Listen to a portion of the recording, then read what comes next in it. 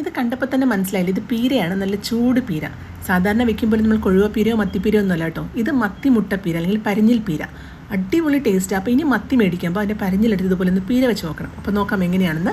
ഒരു മീൻചട്ടി അടുപ്പത്തേക്ക് വെക്കുക, അതിനകത്തേക്ക് കുറച്ച് വെളിച്ചെണ്ണ ഒഴിച്ചു കൊടുക്കുക. പിന്നെ പരിഞ്ഞിൽ വളരെ കുറച്ചുള്ളത് കൊണ്ട് ഞാൻ ഒരു സവാളയാണ് ചേർത്തത്, അത് വളരെ ചെറുതായിട്ട് നുറുക്കി ചേർത്ത് കൊടുത്തു. ഒരു പച്ചമുളക് ചേർത്ത് കൊടുത്തു.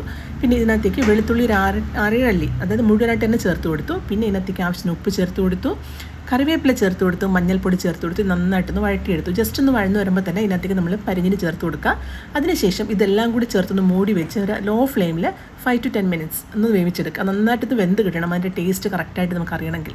അപ്പോൾ അതേ ഇതുപോലെ കറക്റ്റ് പാകമായി കിട്ടിയിട്ടുണ്ട്. ഇനി ഇതൊന്ന് യോജിപ്പിച്ചതിന് ശേഷം ഇതിനകത്തേക്ക് തേങ്ങ ചിരകി ചേർത്ത് കൊടുക്കുക. ഞാനിവിടെ ഒരു അരമുറി തേങ്ങയുടെയും കുറച്ച് ഭാഗമാണ് എടുത്തത്, കാര്യം ക്വാണ്ടിറ്റി വളരെ കുറച്ച് ഉണ്ടായിരുന്നുള്ളൂ. തേങ്ങയും കൂടെ ചേർത്ത് നന്നായിട്ടൊന്ന് മിക്സ് ചെയ്ത് ലോ ഫ്ലെയിമിൽ 2-3 മിനിറ്റ് അങ്ങനെ തന്നെ ഇരിക്കണം. ആ തേങ്ങയും ഇത് പരിഞ്ഞിലിൻ്റെയൊക്കെ ഒരു മണം വരും. അത് കഴിയുമ്പോഴത്തേക്കും നമ്മൾ ഇതിനകത്ത് കുറച്ച് കറിവേപ്പില ഇട്ട് കൊടുത്ത് 1 സ്പൂൺ പച്ച വെളിച്ചെണ്ണ കൂടെ ഒഴിച്ചു കൊടുത്താൽ നമ്മുടെ പരിഞ്ഞിൽ പീര റെഡി. അടിപൊളി ടേസ്റ്റ് ആട്ടോ, ഇനി പറയുമ്പോൾ തന്നെ വായിലിങ്ങനെ വെള്ളം വരിക, അത്രയും ടേസ്റ്റാണ്. അപ്പോൾ ഇനി മത്തി വാങ്ങുമ്പോൾ ഇതെല്ലാവരും ഒന്ന് ട്രൈ ചെയ്ത് നോക്കാം.